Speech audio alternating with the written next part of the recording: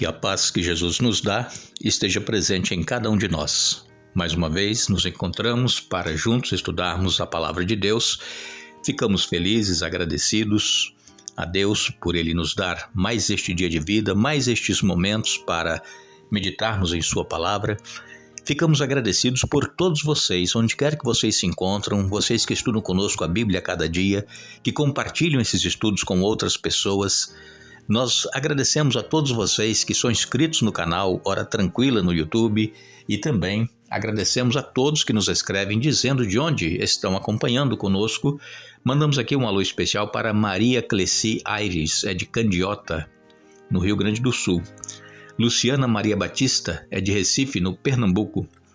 Dalva Marconi é de Tucuruvi, São Paulo. Jandira Alves é de Maringá, no Paraná. Maria do Socorro Brasileiro é de Tacarambi, em Minas Gerais. Maria Eliana é de Goiânia, Goiás. E todos os demais que nos escrevem, nós agradecemos. E iremos sempre mandar um alô para vocês. Iremos orar.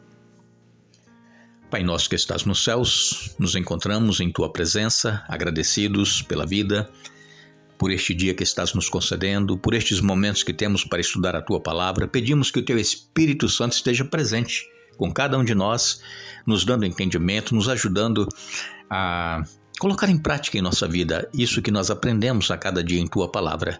Abençoa, Pai, todos aqueles que estudam conosco a Bíblia e que passam por momentos difíceis em suas vidas. Qualquer que seja a situação, Pai, que não desanimem, que não percam a fé, que perseverem, porque muito em breve nós estaremos livres de toda dor, todo sofrimento que nós temos aqui neste mundo. Perdoa os nossos pecados. Em nome de Jesus. Amém. Vamos continuar o estudo da semana e estamos falando a respeito de nós planejarmos para o sucesso. E ontem nós falamos aqui que normalmente um ser humano ele tem 40 anos de trabalho produtivo e nesse tempo de trabalho nós temos que ir pensando no nosso futuro, na aposentadoria.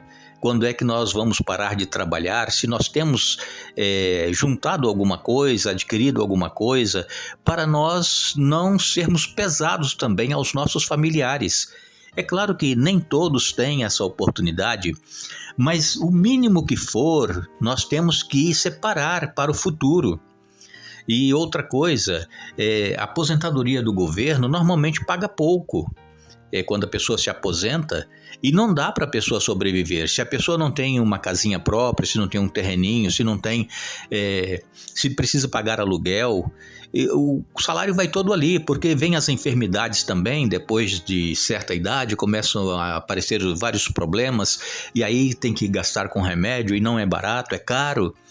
Então, irmãos, eu sei que muitos de vocês estão passando por essa situação, já estão naquela idade, né, de não mais estar trabalhando e sabem o que aconteceu durante toda a vida, se planejaram para o futuro ou não. E a palavra de Deus ela vem nos dando orientação. Como é que nós deveremos agir? E precisamos então, enquanto estamos trabalhando, normalmente esse período, né, que nós começamos a trabalhar depois que nos formamos, ou quem não estudou, depois dos 18, 20 anos, nós nos casamos e constituímos família. Então nós temos que estar preocupados com a criação dos nossos filhos, com a educação dos nossos filhos. Irmãos, isso é investir no futuro espiritual. E não é fácil, nós temos que gastar, nós temos que investir. Por exemplo, existem muitos materiais da igreja disponível para as crianças, para os juvenis, adolescentes, jovens, mas às vezes os pais não querem investir. Acham que é caro, não dá para comprar. Irmãos, isso é investimento para a salvação.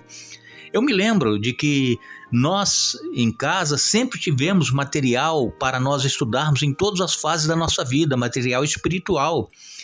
Meu pai, ele comprava as lições, né, para estudarmos em cada departamento, rol do berço, primário, juvenis e adultos.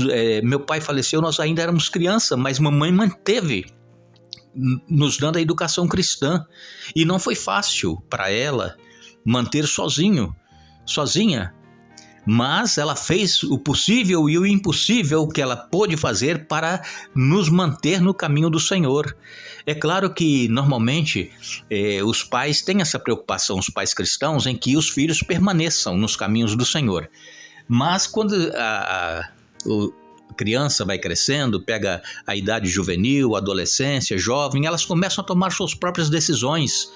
E se nós não colocarmos na mente das nossas crianças a palavra de Deus, enquanto nós podemos, depois de adultos, elas não vão mais querer. Então nós temos que nos esforçar para criar os nossos filhos no caminho do Senhor, investir tudo que for possível e planejar para o futuro, sempre separando alguma coisinha, o mínimo que for, para o nosso futuro. O trabalho que nós fazemos, não importa qual seja, tem que ser feito com integridade, com dignidade. Nós precisamos nos dedicar àquilo que nos é pedido fazer quando nós trabalhamos para alguém. E então, se nós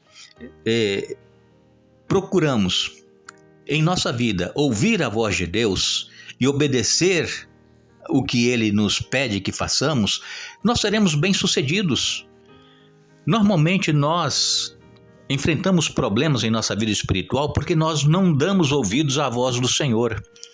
E o próprio Senhor, nosso Deus, lá em Jeremias 31, no verso 33, Ele diz que Ele quer colocar dentro de nós, em nosso coração, em nossa mente, a sua lei.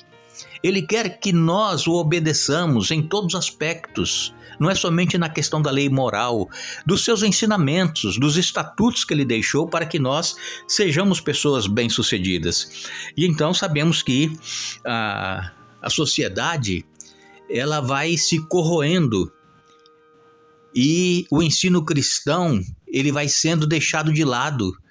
As pessoas preferem colocar os filhos em escolas públicas porque é de graça, mas não sabem o risco que estão correndo de perder os seus filhos para o que o mundo está oferecendo. Façamos esforços, irmãos, não meçamos esforços para que eduquemos os nossos filhos no caminho do Senhor, especialmente colocando-os em escolas cristãs, para que eles sejam bem educados.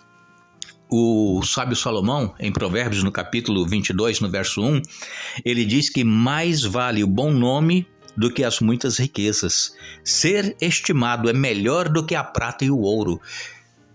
Quando nós investimos na educação cristã dos nossos filhos, com certeza eles vão ter um bom nome, vão ser lembrados aquela pessoa, olha que pessoa maravilhosa, que educação, que pessoa sincera, que pessoa honesta, íntegra. Mais vale o bom nome do que as riquezas, e também nada é superior à prata e o ouro do que a boa educação. Ser estimado é melhor do que a prata e o ouro. Então nós temos na Bíblia vários relatos de pessoas que foram fiéis a Deus. Por exemplo, ontem nós falamos que Jacó ele fez um pacto com Deus, quando teve aquela visão da escada. Ele estava fugindo do seu irmão Esaú e ele fez um pacto com Deus. Se ele fosse abençoado, ele seria fiel a Deus, devolveria o dízimo. Enfim, nós conhecemos a história e assim foi. Jacó foi para a casa do seu tio Labão e lá ele permaneceu 20 anos. E quando Jacó ia retornar para sua terra, olha o que Labão disse para Jacó. Gênesis 30, verso 27. Se puder me fazer este favor, peço que fique comigo. Descobri por meio de adivinhações que o Senhor Deus me abençoou por causa de você. Vejam, irmãos, quando nós somos íntegros em nosso trabalho, nos nossos negócios, as pessoas que estão ao nosso redor, as pessoas com as quais nós temos contato, elas também serão abençoadas por nossa causa. Então, é uma questão de nós sermos fiéis a Deus, porque não somente nós seremos abençoados, mas também aqueles para quem nós trabalhamos. Vocês se lembram de José? Lá no Egito, ele foi vendido como escravo para a casa de Potifar. E olha aqui em Gênesis 39, versos 2 a 5.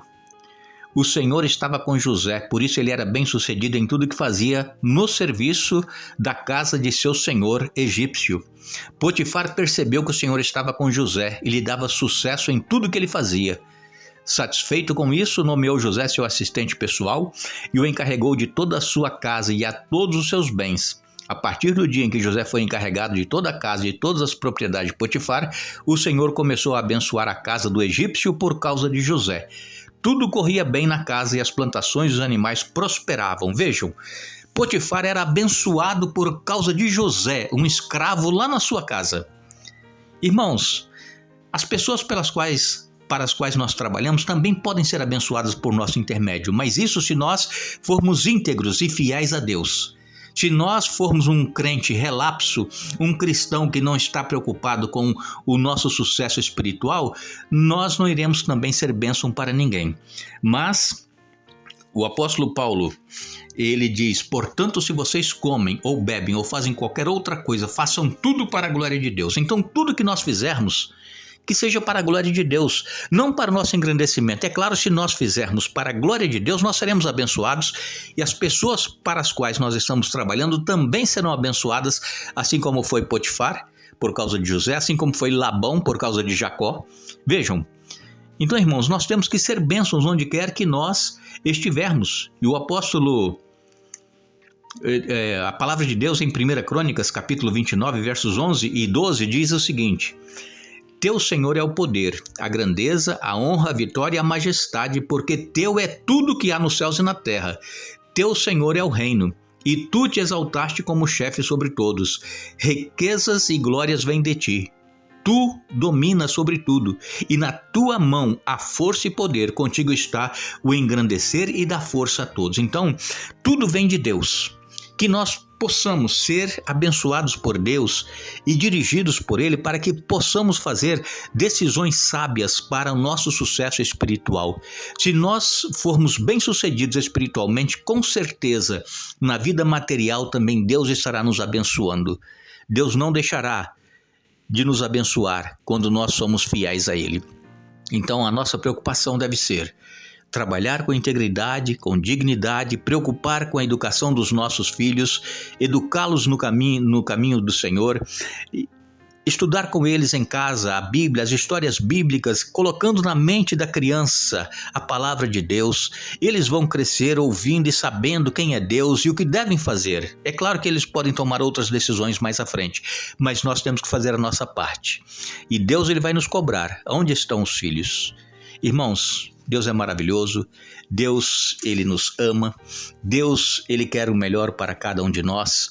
Para isso, nós precisamos estar também prontos a ouvir a sua voz e fazer a sua vontade em nossa vida e não a nossa vontade.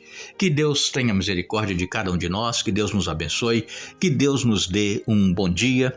Retornaremos amanhã para continuarmos o assunto desta semana, mas não nos esqueçamos as palavras que Jesus dirá quando voltar. Bem-estar, servo bom e fiel, entra e participa da alegria do teu Senhor.